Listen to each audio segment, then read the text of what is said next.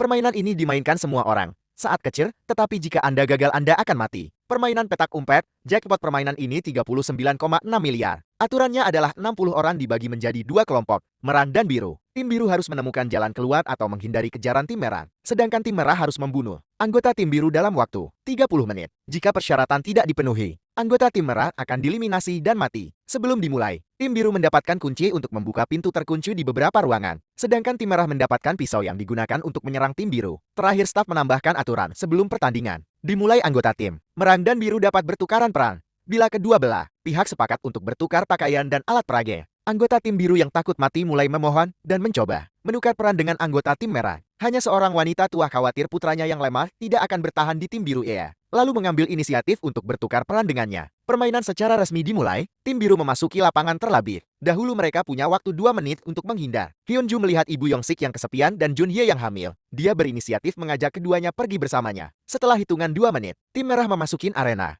Labirin ini juga berubah menjadi neraka saat ini. Teriakan terdengar dari segala arah. Beberapa orang mengkhianati rekan satu timnya agar dapat bertahan hidup serta memegang pintu erat-erat karena takut rekan setimnya akan melarikan diri. Beberapa orang juga mengaku sebagai pemimpin kelompok kecil. Namun ketika bencana terjadi, mereka menyelamatkan diri sendiri. Beberapa orang sudah menyelesaikan persyaratan permainan, tetapi masih belum puas dan ingin membunuh lagi. Setelah mereka bertiga membuka beberapa pintu, mereka menemukan lubang kunci dibagi menjadi segitiga, bulat dan persegi. Beruntungnya mereka mengoleksi ketiga bentuk tersebut. Sayangnya mereka tertangkap oleh anggota tim merah. Hyunju melangkah maju dan melindungi dua rekannya. Ia menyimpan kuncinya dan bersiap bertarung hidup dan mati. Untung Hyunju yang kurut bukanlah orang lama. Setelah mengendalikan lengan pria yang memegang pisau itu, ia lalu melempar dari atas bahu untuk membalikan keadaan. Kemudian, ia membunuh orang itu dengan belati. Musuhnya tidak hanya satu. Akhirnya demi melindungi orang lain, Hyunju akhirnya menjadi korban. Seorang wanita secara tidak sengaja menemukan jalan keluar labirin tetapi tidak dapat membuka pintunya karena kekurangan kunci. Lalu ia pun kembali untuk mencari kunci lainnya dan akhirnya bekerja sama dengan rekan setimnya, tetapi tiba-tiba dikhianati setelah pintu terbuka. Ia didorong keluar dari pintu dan akhirnya dibunuh oleh Minsu. Dan di pihak lain, Yongsin